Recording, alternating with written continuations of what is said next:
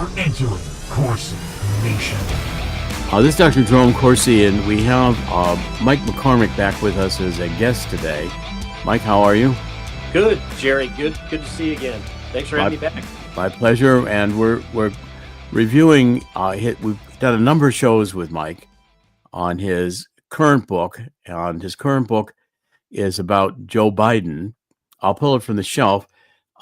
Mike, why don't you tell us, you were a stenographer at the White House. Why don't you explain that background? I'll pull your book so we can show the cover. Yeah. So I was a stenographer at the White House with the press office from 2002 through 2018.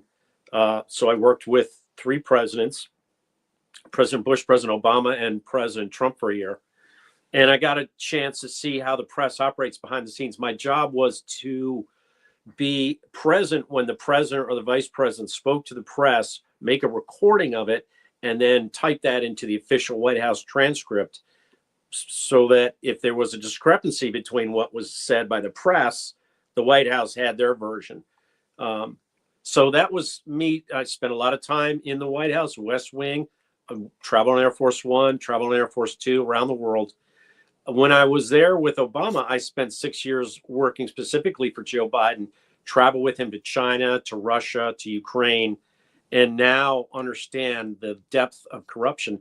I got a hold of the Hunter Biden laptop from my friends at Marco Polo.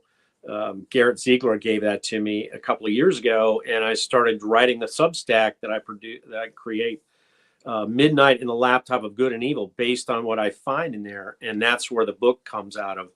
And as I learned all these facts in this book about Joe Biden, then I stumbled across about a year ago, in the spring of 2024, information that just sort of appeared out of investigation I did. I thought to myself, who would be the most evil person that Joe Biden interacted with? And that was Theodore McCarrick. I went into White House visitor logs, and the revelation of evil was almost insurmountable. And that's the title of the next book, An Almost Insurmountable Evil: How Obama's Deep State Defiled the Catholic Church and Executed the Wuhan Plandemic. Okay, so this follows your current book. The current book is The Case to Impeach and Imprison Joe Biden. That's correct. And this is by Bombardier Books, which is Post Hill Press. Right. And Anthony Zaccardi, who has been my editor, and I'm an acquiring editor now with Post Hill Press, able to acquire books. And you did yours before I became an acquiring editor.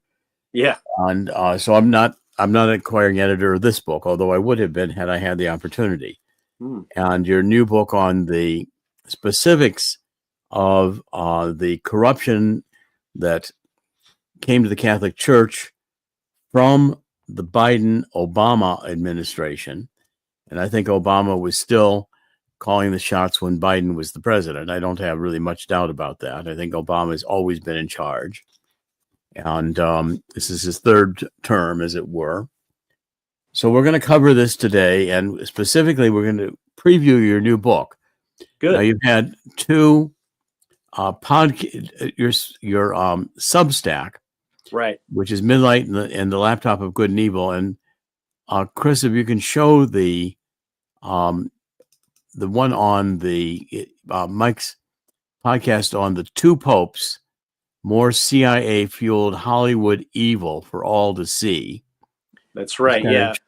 What happened was show that up on the screen if we can. Here's that, and here it is in the chat. I'll give it to you. Right. I just put in chat that's it right there. That's the two popes.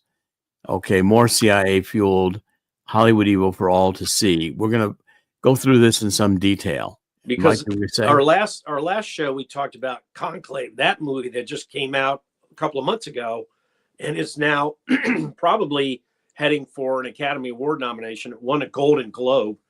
So when I saw that movie, I went to that movie, and then just as I was looking into it, I didn't realize The Two Popes was an actual movie until just about 2 weeks ago.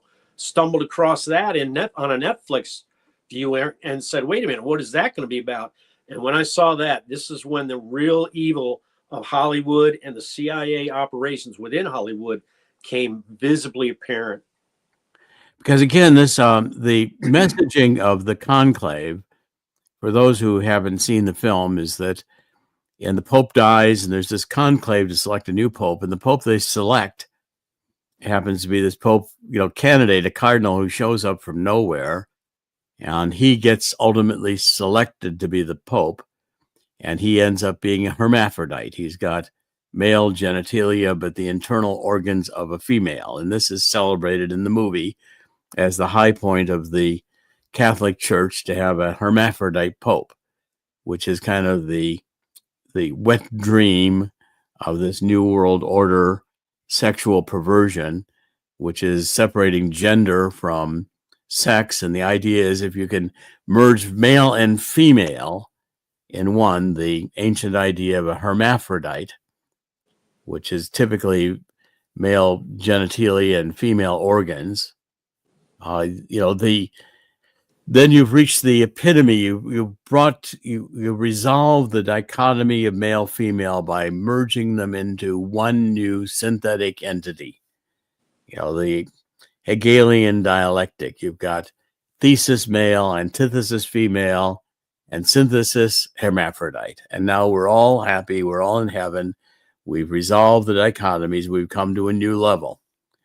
Okay, so that's the esoteric kind of communication of this whole gender dystopia, which is a neo-Marxist idea designed to ultimately destroy God, that we can create the perfect world by re-engineering human nature into a new transformative transhuman gender nature platform in which we become the gods. Okay, so now this movie here on the Netflix, which you encountered later, what you found is that both Barack and Michelle Obama had a big role in Netflix, which produced this Two Popes video, which is still showing today on Netflix. So do you want to discuss the background of Barack and Michelle Obama and how they have influenced Netflix? Right. So, Barack Obama was the Hollywood A-list president. He was close with Hollywood throughout his presidency.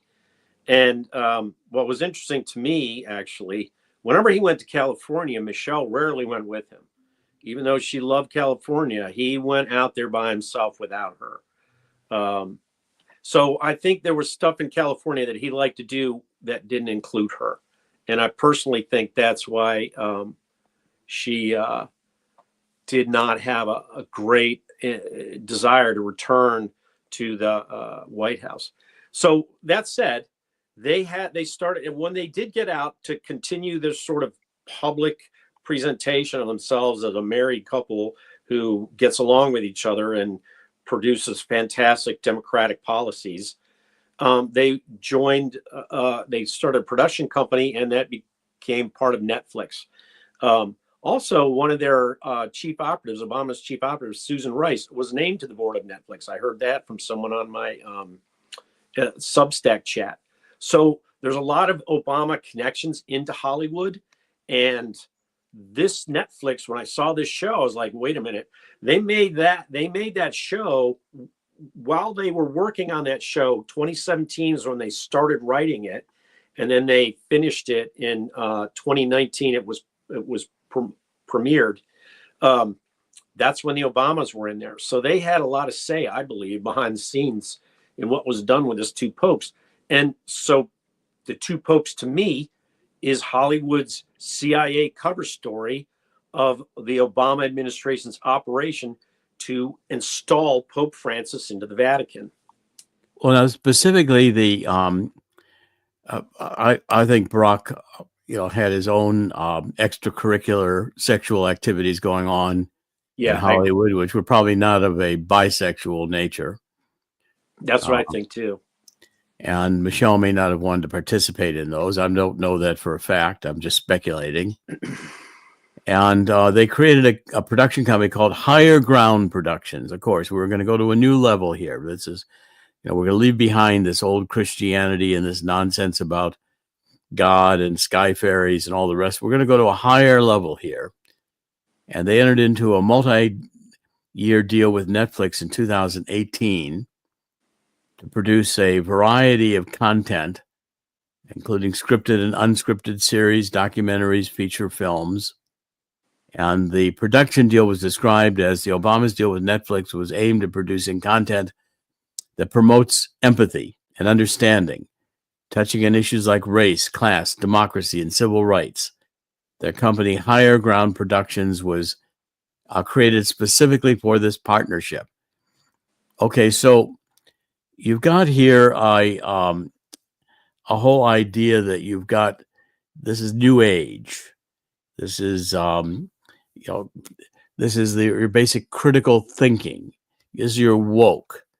We've got we've got class, race, equality. This is Obama's fundamental change of America into a Marxist country or neo-Marxist country. Okay, so now what the backstory of this is that Pope Benedict resigned, and that was unusual in the Catholic Church. No pope, I think, had resigned for something like 700 years, or the first pope emeritus maybe 600 years. Right. And the two popes was produced as a CIA cover story that is trying to disguise the fact that the decision for Pope Benedict XVI to resign and for Bergoglio to become the Pope was a CIA coup d'etat of the Catholic Church, which Archbishop Vigano calls the Deep Church. Right.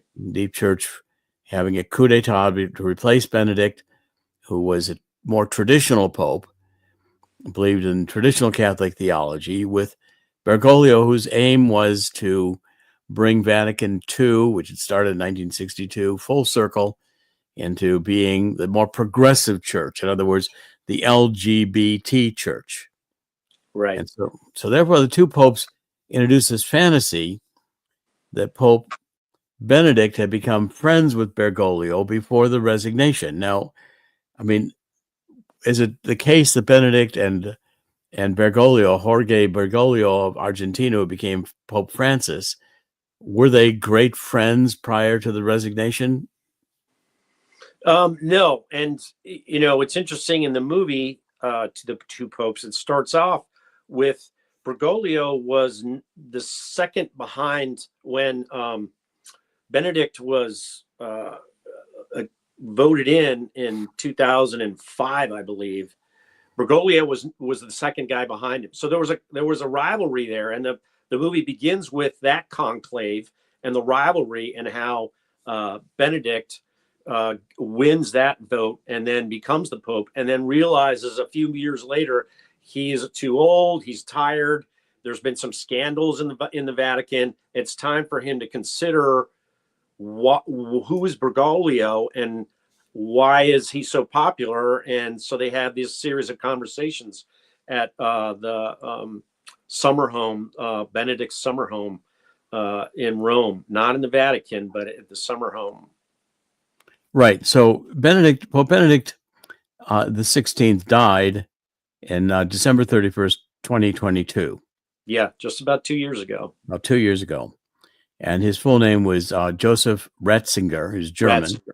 Right. Right. Okay. And he headed the Catholic Church from 2005 until his resignation, which occurred on February 28th, 2013. Okay. And then that's when Pope Francis Bergoglio at the conclave was selected to be Pope. No longer second choice, but now first choice. And again, the whole backstory here is that this was a CIA coup d'etat to undermine the traditional authority of the Catholic Church, to move it in this LGBT direction. Archbishop Vigano has consistently opposed this. In fact, Pope Francis excommunicated Archbishop Vigano for having exposed so much of the scandal of the Catholic Church going in an LGBT direction. And again, I've published the book here. This is Archbishop Vigano's book, He's the author of this on J'accuse, I Accuse, and the subtitle is Shedding Light on My, quote, excommunication. It's also a post-Hill book. It's not very thick, but it's very important. It's Bergoglio's explanation that the real heretic here is Pope Francis, who's abandoned traditional Catholic theology for this idea of bringing this modern sexual view of, we've got to bring the LGBT into the church and give them a seat at the table. Now, from Vergano's perspective, and I would agree that, many of these sexual perversions, with these two men, they just love each other. Well, we're not going to talk about homosexual sex that is sacrilegious, having homosexual sex with Jesus Christ on the crucifix. We're not going to talk about the whips and chains and all the other parts of homosexual. We're not going to talk about the gay pride events with naked men walking through the streets in front of children. We also published the Italian version of J'accuse, which is now available in the United States and in Italy, and is again causing quite a sensation because Archbishop Vigano is probably the strongest traditional critic of the Catholic Church under Bergoglio. Now, in this movie, we're dealing with a psychological operation, and it's designed to make Bergoglio and Benedict close friends and confidants. Look at how these two men lovingly are just talking about the crisis, this scandal. Well, the scandal was a scandal that occurred around the end of Pope Benedict's papacy, in which his butler had a series of letters that he maintained and kept, and it had revealed private investigations that Benedict XVI was doing into scandals in the church, which included both financial scandals with the Vatican Bank and also some of the sex scandals and the pedophilia with the priests having sex with altar boys and in general young boys. And that scandal did lead to a great conflict for Pope Benedict and was made to be the underlying reason why they say he resigned. I'm sure there was more to it than that the CIA undoubtedly had blackmail material on Pope Benedict XVI and undoubtedly was applying the pressure to him that if he didn't resign, the Catholic Church would suffer major calamities from what the CIA would expose. Now, I don't yet know what the secrets were, but I can see the pattern here very clearly. Mike, do you want to comment on that? Well, yeah. So what I write about in my book, and the new book coming out, is an almost insurmountable evil, how the Obama's deep state defiled the Catholic Church and executed the Wuhan pandemic. So what happened was they were working on. McCarrick was was basically, I think, a CIA operative. McCarrick is Archbishop McCarrick, who was Archbishop Theodore McCarrick. He came out of New Jersey and moved it to become the Archbishop of Washington, and in a highly politicized era. So it was 2000, right at the end of Pope John Paul II's term. Very soon after, shortly thereafter, he was working with Pope Benedict. And by the time, and then as Pope Benedict came in, he was energized when Obama became the president in 2008. Obama became the president through help with the Catholic Church in Chicago. Kind of not exactly a very progressive Catholic church in Chicago. And they hired Obama they gave him money. They paid him to go out and do pastoral work, community organizing on the south side of Chicago. That's how he got his start. So the Chicago bishop was a big part of Obama's beginning. And the Catholic Church was backing him. Chicago liberals were backing him. And so he rose up. And as he rose up, McCarrick rose up. And they combined forces around 2008 through a guy named Dennis McDonough. Dennis McDonough is a Catholic. He had two brothers who were Catholic priests. One is since retired. One was had a high-level job in the Diocese of Minneapolis, St. Paul, but then he got demoted because he was covering for child sex activities by priests out there, predatory priests. So they demoted him. He's now a parish pastor. So McDonough knew what was going on, and he goes in and he starts connecting in with Pope Benedict almost even before Obama even gets in the White House. He's reaching out to Pope Benedict through another Catholic named John Podesta. So at this time, this is 2008, they had set up kind of these outreach programs for the Democratic Party's progressive wing to engage with the Catholic Church and make it more progressive. And it didn't work well because Benedict was anti. They were standing in the way of abortion rights that Obama wanted to push, and also the health care rights. They were sort of forcing the sisters, the nuns, I think it was Little Sisters of the Poor, to accept that in their health care programs that they would have abortion rights, and conception, birth control.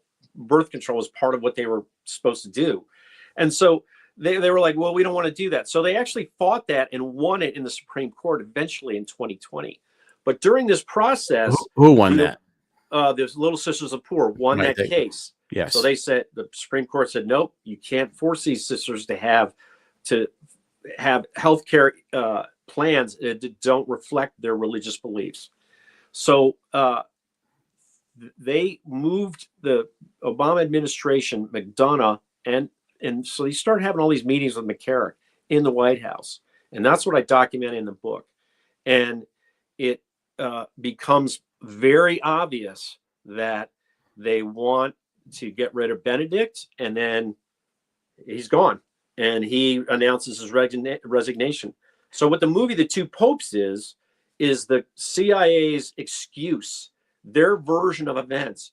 What was really important about the movie The Two Popes is it was an all-star cast. John Lithgow was not John Lithgow. I don't remember right off the top of my head the cast. The guy who was in Silence of the Lambs played Pope Benedict. I don't remember the actor's name right off the top of my head. I'll get them for you right in a second here. And so because of that, these were high-profile actors. Anthony Hopkins, and Jonathan Price. Jonathan Price was Pope Bergoglio. The world automatically accepted them because they had so much familiarity with these actors and they were so dynamic. Well, they got Academy Award nominations. So this movie comes out in September and it garners 3 main Academy Award nominations. And that's also, to me, how the CIA manipulates information. They use the Academy Awards. That's a global platform to get their message across. So they had these video clips of what the popes were doing during the Academy Awards ceremony, and that came out in February of 2020.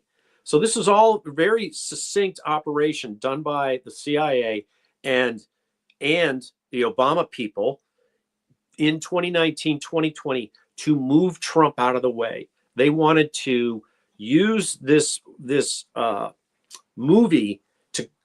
There's an anti-Trump underlying message in there. They are Pope Francis is pro-immigration. He's pro-refugee. He's anti-immigration restriction. So they go against this in the movie. The background of the story, the two popes, and first of all, the Pope Benedict was absolutely opposed to the homosexuality agenda or the pedophilia. Right. He did not want that in the Catholic Church. And he was also aware of the scandals involving the Vatican Bank. In 2000, the movie came out in 2019. Okay, fall of 2019. Right. Okay, so this was during Trump's administration that this film came out, and Trump's first term, and so they're trying to cover up here to make these two popes look like they're collegial and working together and cover up a coup d'etat.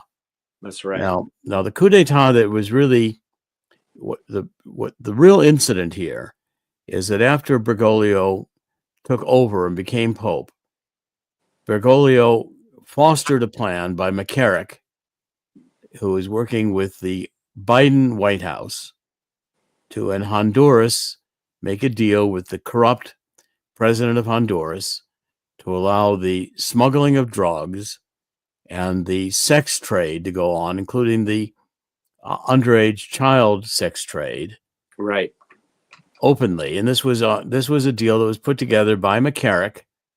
And Joe Biden. Joe Biden was the author of, it's called the Alliance for Prosperity.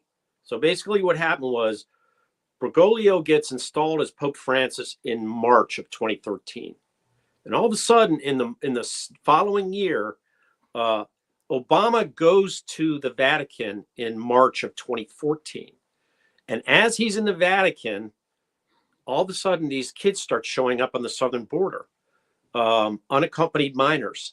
They're traveling to Mexico and they're crossing into the southern border without parents.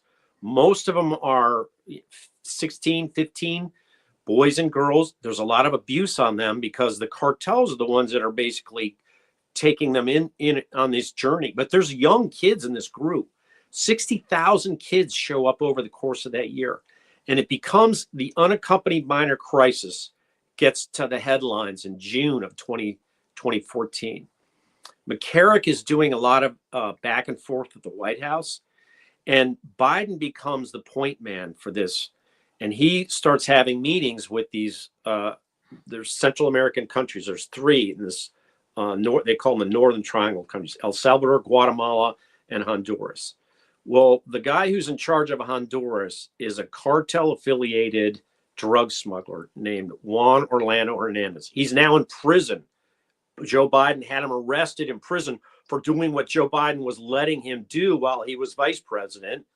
When Juan Orlando Hernandez, as president, ended his term, he lost his presidential immunity. They arrested him and put him in prison so that he would be quiet. He couldn't be a witness against Joe Biden.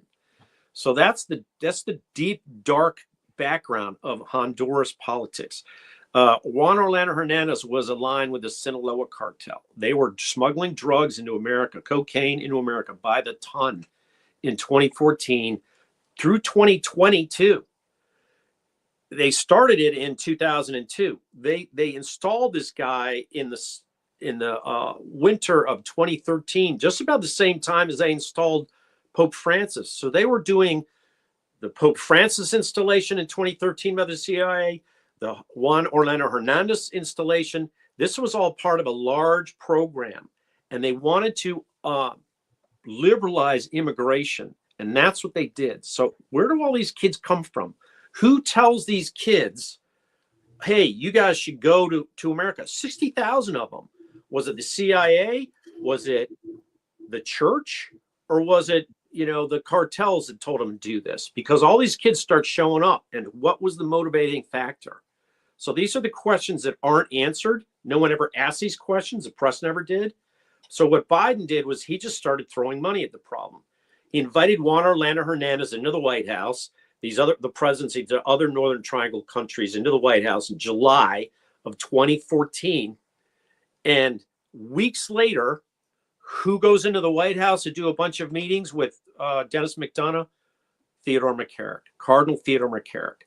He was directly involved in setting the policy for this Alliance for Prosperity. The policy announcement and the amount of money they're going to spend on it is announced in November 2014.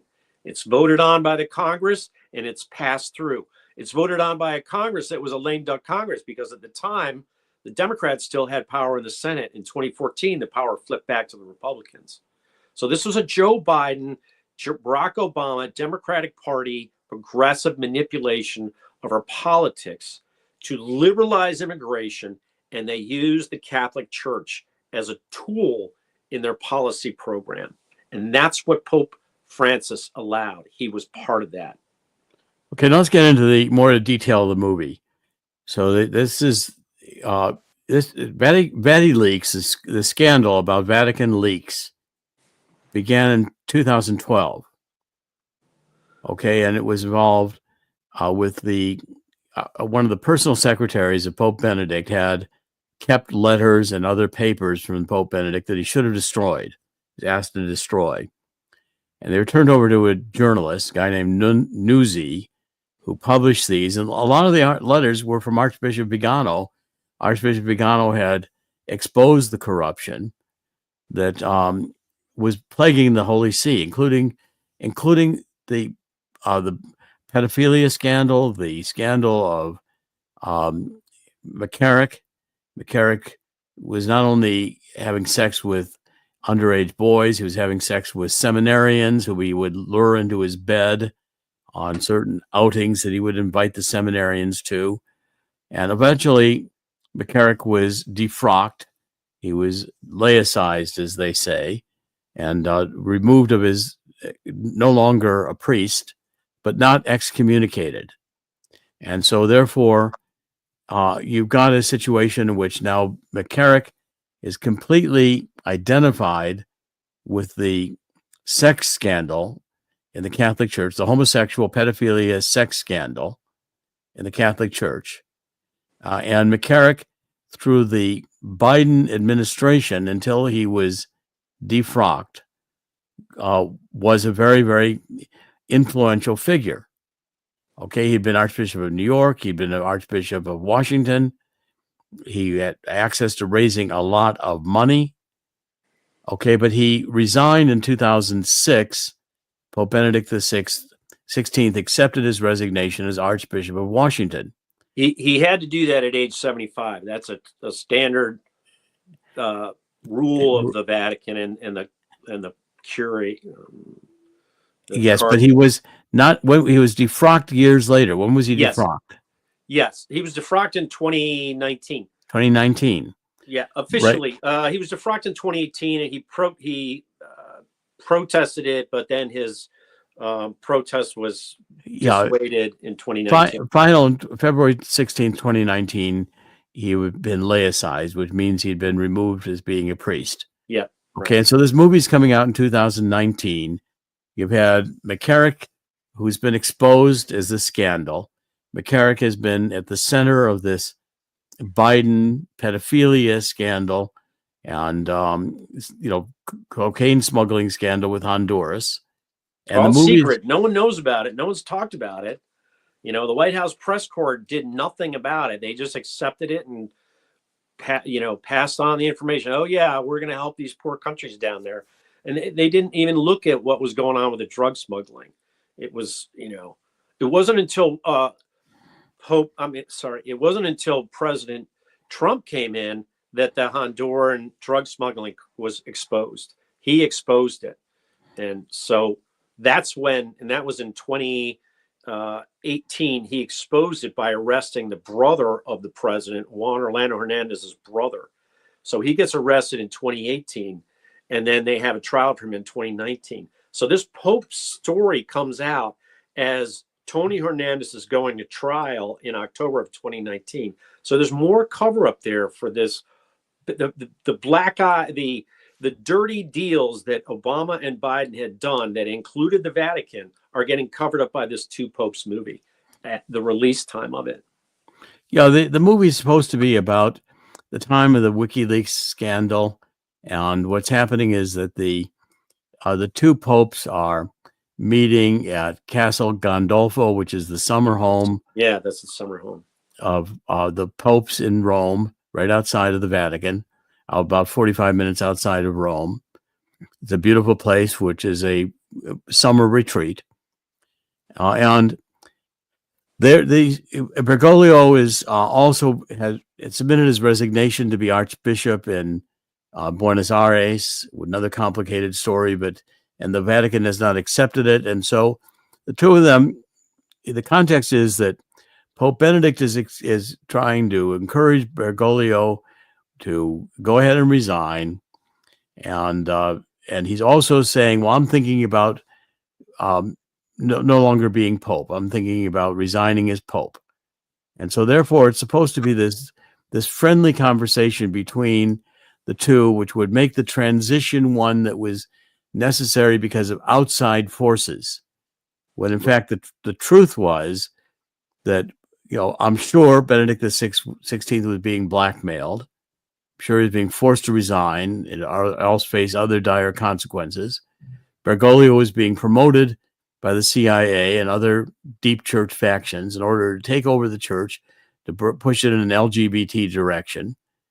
And so therefore, this is a cover-up story to cover up Honduras, to cover up the official pedophilia scandal on the border, tracing back to Obama with the Catholic Church in Chicago. Remember, Catholic Church was making millions of dollars supporting illegal immigration. That's and right. making a haven for these illegal immigrants to come into the Catholic Church. The original sanctuary cities ideas largely originated with Catholic hierarchy in California and other states, which was trying to protect the illegal immigrants from deportation at that time. Okay, so this goes back decades. And now with these two Pope movies, I'd like you to, Chris, if we could play the trailer. Let's play a little bit of the trailer of this movie, because wait and see what a kind of warm and fuzzy relationship they try to show between Bergoglio and Benedict XVI. Yeah, that's Anthony Hopkins. Do you know the Beatles? Yes, I know who they are. Of course you do. And Bergoglio. Eleanor Anthony Rigby. Hopkins is the Anthony Who? Hopkins. Eleanor Rigby. No, I don't know. You know, Yellow Submarine. Stop it for a second. Yellow Submarine. That's Okay, Chris. So Anthony Hopkins is playing Pope Benedict XVI, and Jonathan Bryce is playing the Bergoglio. Right. Okay, and the two of them are in these conversations. Look at how talking about the Beatles and how friendly they are, and this is all designed to say that Benedict XVI is old, he's frail, he needs to retire, and he's encouraging Bergoglio to come up and to assume a greater responsibility in the Catholic Church, to voice his views about resigning as archbishop. And again, Bergoglio was known to have these LGBT inclinations, etc., and lifestyle. And that's not in the movie at all. No.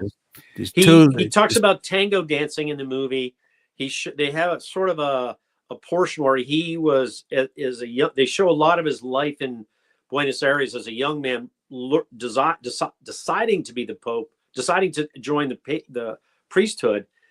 He has a girlfriend he is about to propose to, and instead of proposing to her, he decides to he tells her, "I'm going to be a priest," and she gets very upset with him. So there's this sort of heartbreak scene of a young man choosing the church over this lovely young woman. But he tells Pope in the movie, Pope Bergoglio movie, tells Pope Benedict in the movie, "I love to tango." They actually wind up tangoing together in the Vatican. That's one of the last scenes. So there's this sort of overlay of, I'm a liberal guy and I can do whatever I want, and so that's part of the movie too. And making him more modern, more Yeah. acceptable. I mean, this is progressive. He can tango. He had a woman he was going to be married to. Okay, now they don't disclose the full nature of that relationship with the woman. They don't disclose other relationships that he's had, that Bergoglio has supposedly had with his own gay relationships in Argentina. None of that's been brought into this at all. Okay, No. and so therefore these two popes, are just discussing the transition of power and how it would make sense for, Bergoglio to resign as archbishop and become pope, because Benedict is going to resign because of this scandal. He's getting old. His health isn't all that good. And so this is the cover story that masks the truth and the reality, which is this is a CIA coup. And these two really had none of these cordial meetings. This is all fiction. It's all cover story. It's all made up. Right, Mike? Let's play a little bit. By the Obama-backed Netflix group. Yep, that's correct. Obama scripted reality. Okay, let's go for a little bit more of this. silly. It's very funny. You've been one of my harshest critics. The way you live is a criticism. Your shoes are a criticism. You don't like my shoes? Cuando tenga la tierra, sembraré las palabras You think you know better. que mi padre. We are no longer part of this world. You know, the hardest thing is to listen, to hear his voice, God's voice. Cuando tenga la tierra, te lo juro, semilla, nuestro fin. It's not me who needs to be satisfied. It's 1.2 billion believers. Silence! You know, there's a saying, God always corrects one pope by presenting the world with another pope. I should quite like to see my correction.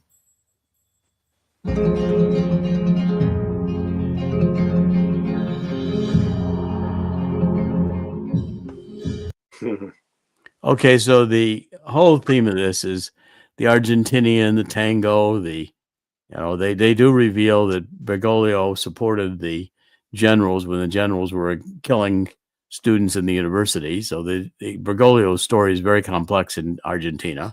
Yeah, he was seen as being a traitor to fellow priests, and they show a big part of that in the movie. And the director of the movie gave an interview with PBS where he talked about when he was growing up in Brazil. You know, it was known in Brazil too that the U.S. through the CIA and the U.S. were going into Argentina and Brazil and influencing their politics and to keep the communists out and empower the hard right, the military juntas. Well, that was the dirty war in Argentina, and Pope Francis, young Bergoglio, is part of that. And they show him basically kind of betraying some of his priests and betraying a friend. And he apologizes for it and he kind of confesses to it. But you got to wonder behind the scenes what really happened. And he's always said he was trying to inform his friends and not inform on his friends. And he was trying to, interact with the colonels and the dirty war, the right wingers, to protect his friends. But that's not really what happened. So then he moves up the ladder through this CIA association to eventually become the Pope. Well, eventually, see, the CIA at one point or another was anti-communist, and then, yes, in the period of time, which was in the 70s, when the CIA was trying to eliminate communism in Argentina through the military juntas and in Brazil. But ultimately, the CIA itself became communist. And so therefore, Bergoglio becomes LGBT, and this now becomes the New World Order philosophy of the CIA. CIA today is not the CIA of the 1960s or the 1970s, although the CIA has always been globalist.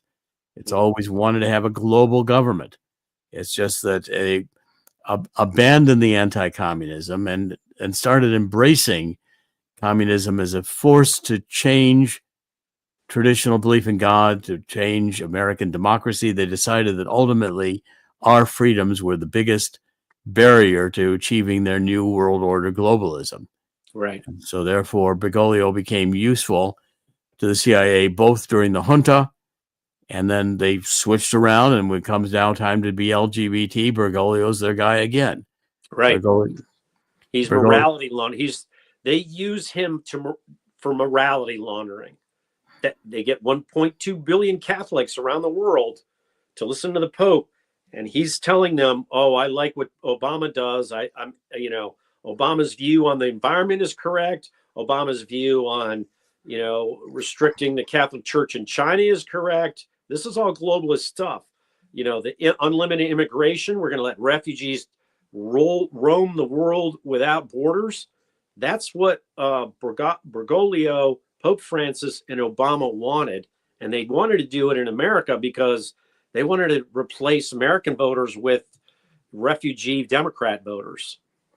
And also destroy the Catholic Church, destroy the traditional Catholic Church. And you see now the FBI saying that the white supremacists, the real the insurgent factor in America is Catholics who like the traditional Latin Mass, which of course Vatican II got rid of Right. in the progressive movement. This other book here on the synodal process, and this is about Bergoglio's. The synodal process is a meeting of bishops with the local believers, and the whole idea is that they wanted to have radical inclusion. In other words, part of the working documents of the synodal movement is that the Catholic Church needed to reach out, not just for the liberation theology, where Jesus Christ was the church of the poor. It was hard for a rich man to go to heaven, but now the church has got to be in favor of the marginalizing society, the materially dispossessed, oppressed people such as women, indigenous peoples, blacks, homosexuals, etc.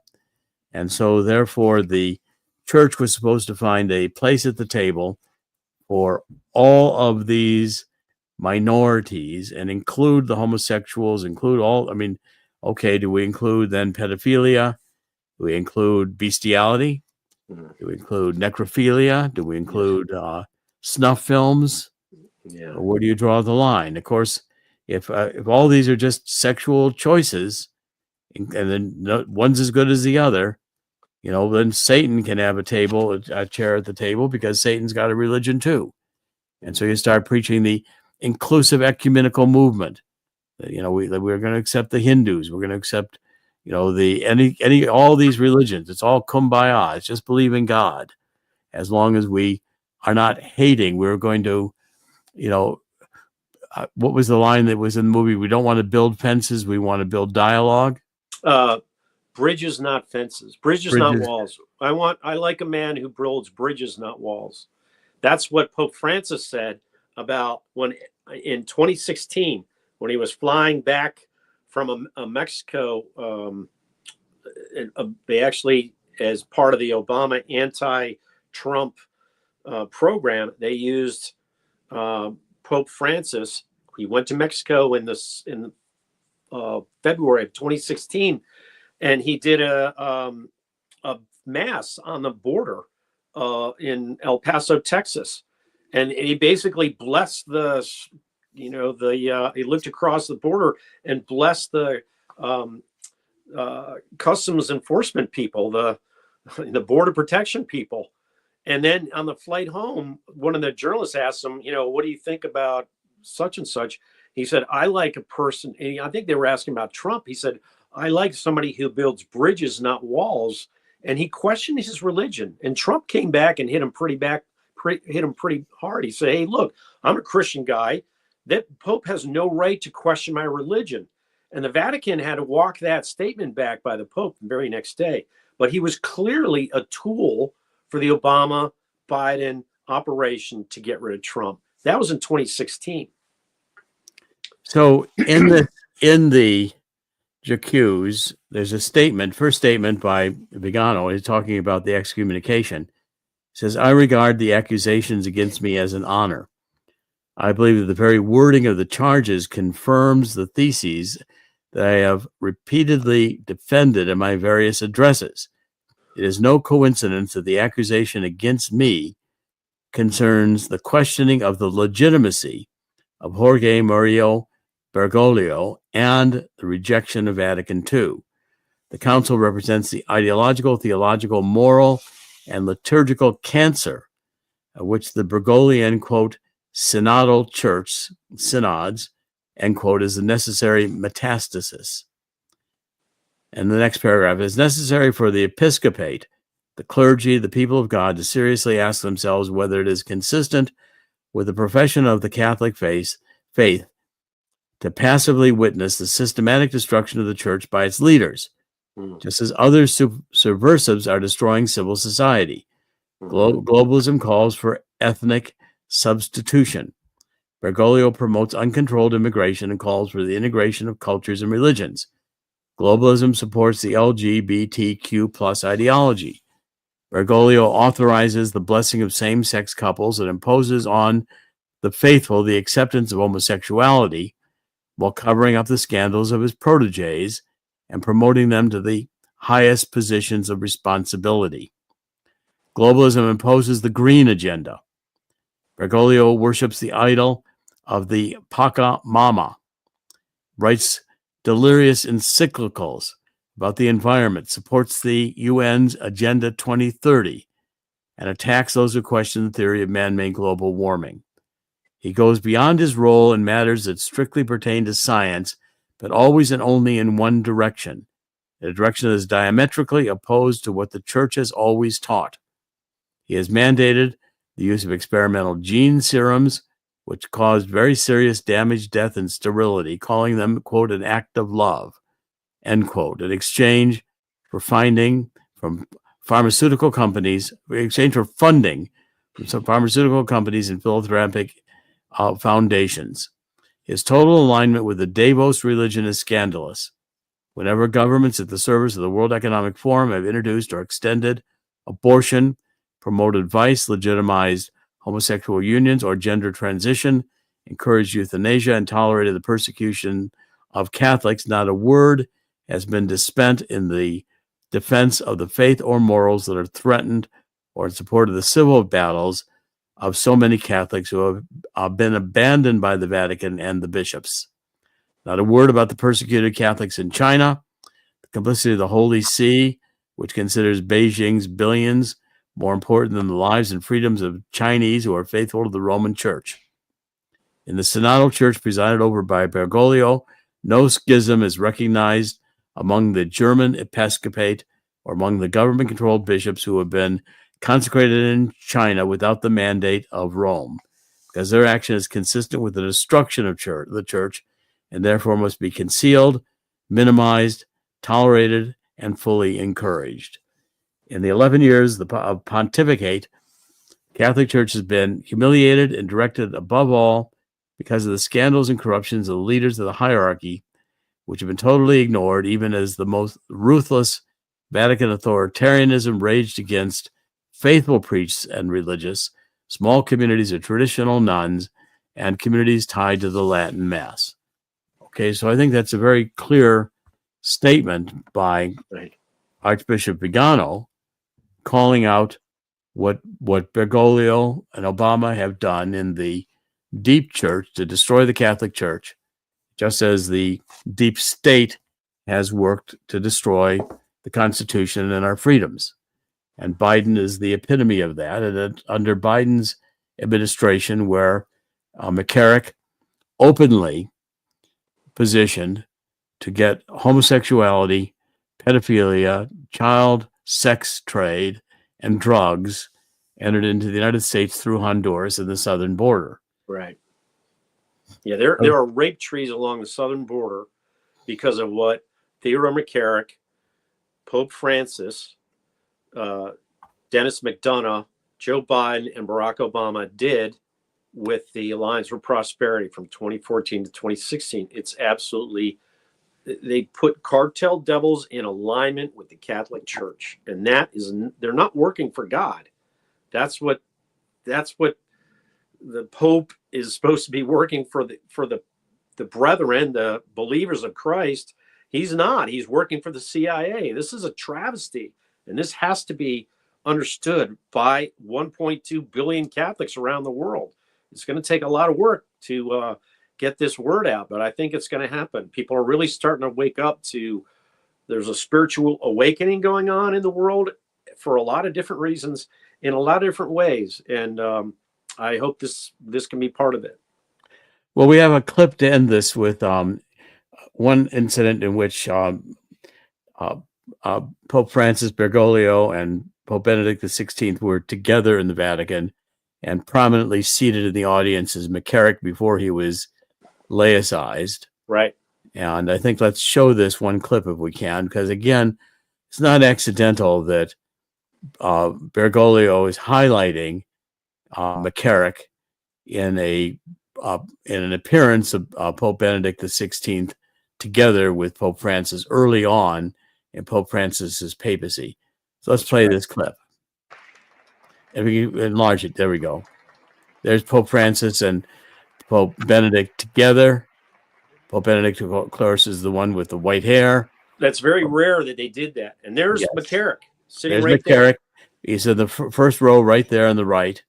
He's one turning his head to the left now. McCarrick was sitting right there and positioned front and center, even though he was part of the architect of the coup d'etat and of the pedophilia, sex trade, and drugs in Honduras coming in through the southern border. So another Obama operation, which Biden was fully behind. Right. Now that ceremony that was very rare. The two of them didn't get together very often. That was the 65th anniversary of Cardinal Pope Benedict, Cardinal Ratzinger's entry into the priesthood, June 30th, 2016. Where McCarrick was doing there was, first of all, he's invited and he's given a front row seat.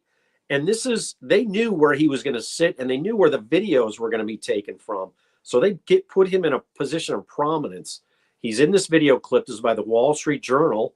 It's a brief video report. And then what happens is McCarrick leaves after he has his meetings with Pope Francis. He goes to China, and he is working with Pope Francis and the Obama people, and they're betraying the Catholic Church in China. And I happen to know that today is Cardinal Zen's birthday.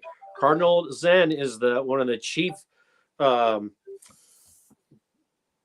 He's a cardinal of Hong Kong and is the leader of the Catholic Church in China. He's had a lot of difficulties since basically Pope Francis betrayed his underground China Catholic Church to the Chinese Communist parties. So that's where this video, that's what McCarrick was going to do.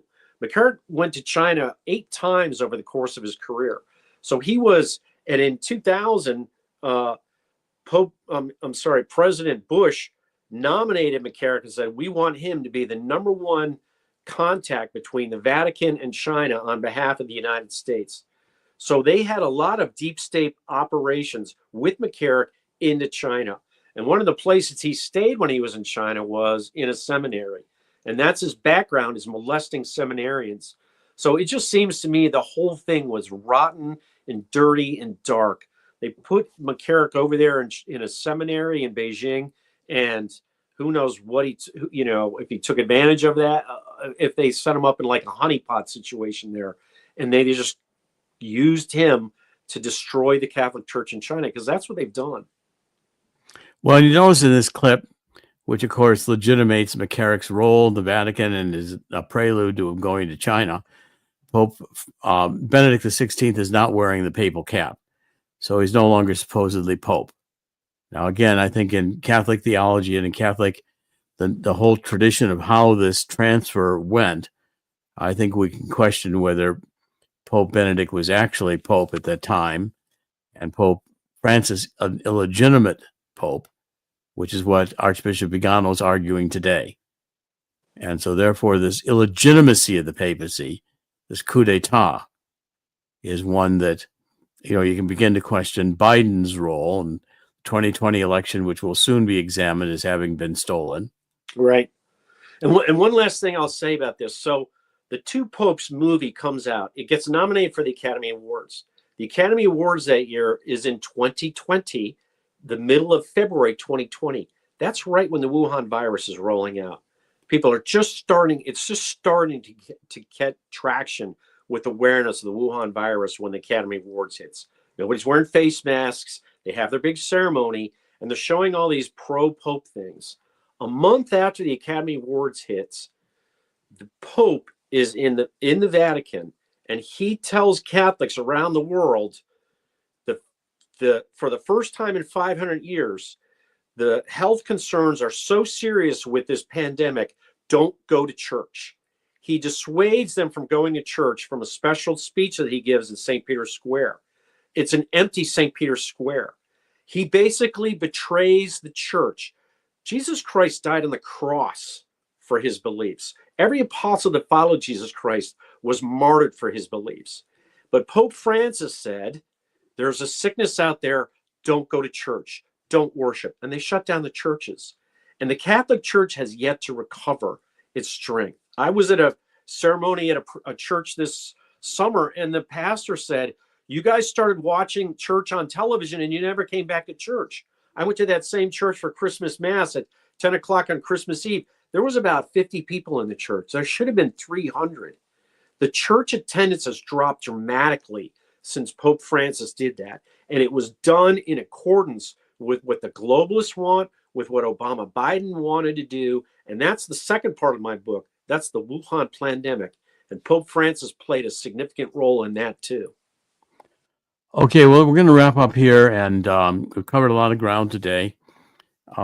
Mike's current book, let me show it one more time here as we conclude, is this book here. It's the case to impeach and imprison Joe Biden, and it's out by Bombardier Books. It's on Amazon. And your next book, Mike, which is in print, will be out in February. What's it entitled? An Almost Insurmountable Evil: How Obama's Deep State Defiled the Catholic Church and Executed the Wuhan Pandemic. We're going to be covering this story continuously until we get a resolution of the coup d'etat, this hopefully late great CIA taking over the Catholic Church with the cooperation of Obama. So the deep state was planning a coup d'etat, which was Obama's presidency, to make sure that the White House fell in the hands of the woke, and that we had the fundamental change of America to this critical theory dystopia. I think the American people have rejected it. The grace of God, we got to see in 4 years of the Biden administration the dystopia these people wanted to create. They hate life. They embrace abortion. They embrace euthanasia. They embrace anything that has to do with killing, pandemics, vaccines that kill you. I mean, the list goes on. And, of course, we'll get banned from telling the truth on YouTube, which will say, well, we're doing disinformation. Well, this is the truth. In other words, that anything is disinformation is what the deep state doesn't want you to hear, that we've been living in a Truman Show since the John Kennedy assassination in 1963.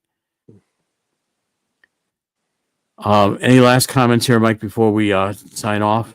Well, yeah, and Joe Biden just announced that the Pope was going to he nominated him for the Presidential Honorary Medal or something just a couple days ago. I'm a Medal of Freedom. Medal of Freedom. So this is still the Joe Biden, and still putting out a cover story for Pope Francis to this day.